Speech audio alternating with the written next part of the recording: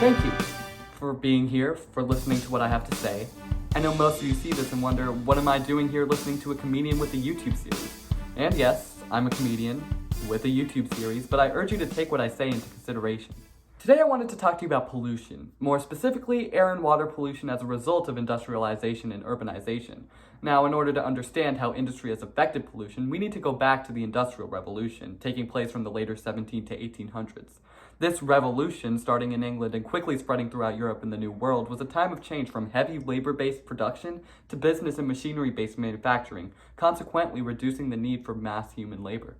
When we think about shifts into the new age of technology, we often relate them to economic boosts and changes in social structures, which definitely happened, but in this specific case, we first started to see the effects of industrialization on pollution.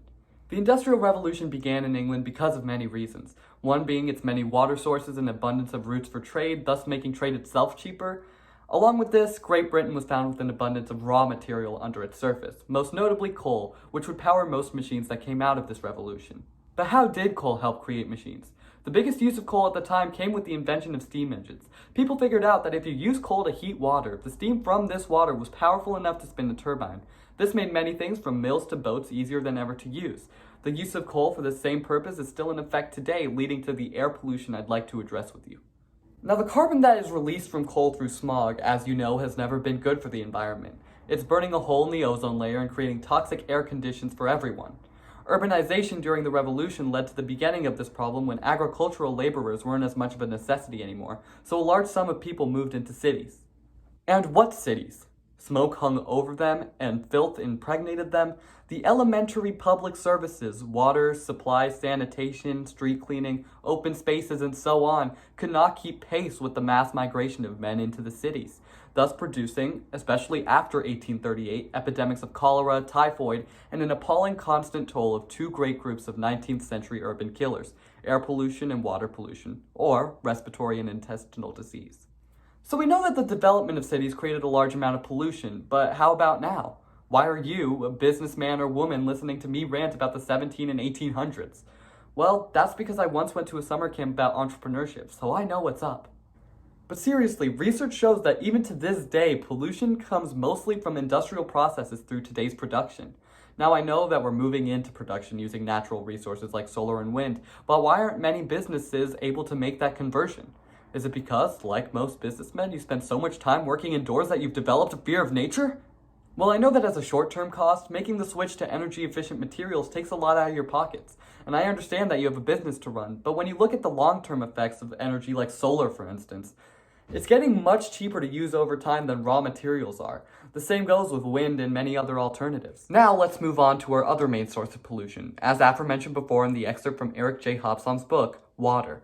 As I had said before, the beginning of our main source of water pollution can be seen through England's part of the Industrial Revolution. The aforementioned abundance of canals and rivers made it easy to dispose of industry-made toxins into the river, but this wasn't only a British thing. Water pollution intensified with the advent of the Industrial Revolution, when factories began releasing pollutants directly into rivers and streams. In 1969, chemical waste released into Ohio's Cuyahoga River caused it to burst into flames, and the waterway became a symbol of how industrial pollution is destroying America's natural resources. To this day, while cleanups are in effect by many volunteers and task forces, lots of chemical disposal into the water are done by businesses like yours through smaller waterways that affect smaller neighborhoods. This table, created from a poll taken by Gallup Inc., shows you that most Americans that are worried about drinking water pollution come from lower income neighborhoods. So what should we do instead? Well, the EPA has set up a disposal program for chemical waste through the Environmental Health and Safety Services created in factories or laboratories. This multi-step process can help you get your waste taken care of properly without hurting anyone else or your wallet. I know you know that there's a pretty nice fine with your name written on it if you're ever caught polluting in the water.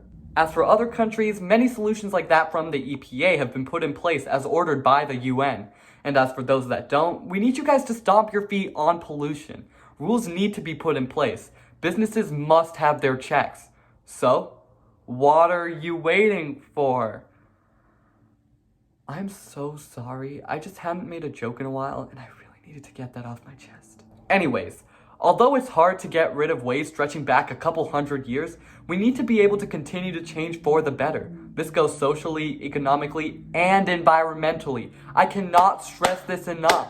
And hey, If you still think industry-made pollution isn't all that bad, just think of it as a Ravens fan. Thank you.